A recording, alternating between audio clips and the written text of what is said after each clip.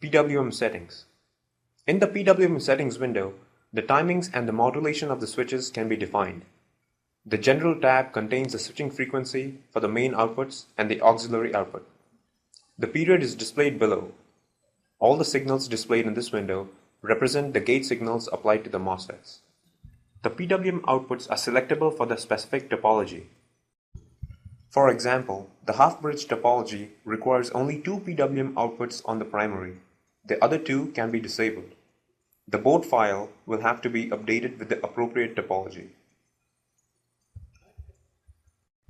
Each PWM can be modulated or left at a specific duty cycle programmed by the user.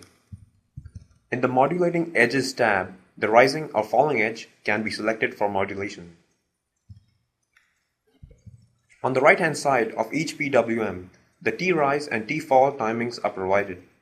For example, out A has a T-rise of 5.16 microseconds and a T-fall anywhere between 5.165 to 9.505 microseconds, depending upon the load. The modulation low limit clamps the duty cycle to a minimum level.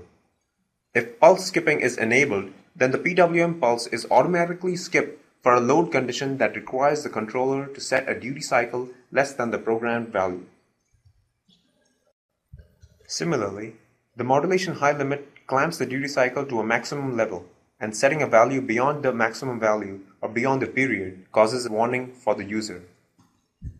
The reset button can be used to cancel any change made to the PWM settings window and restore them back to the original.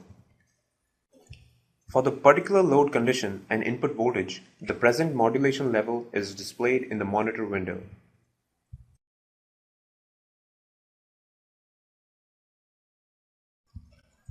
Volt-second balance. Let us first disable the volt-second balance in the CS1 settings window.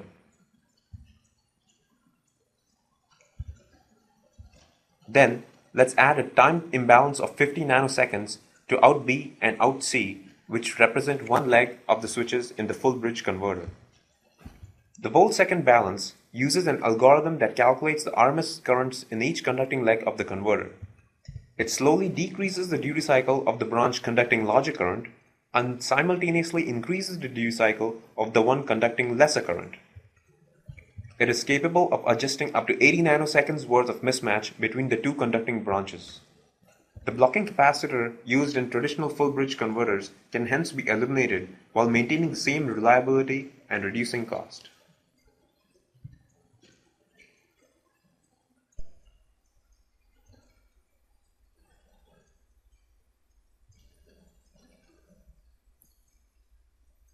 The scope now shows the mismatch between the two conducting branches.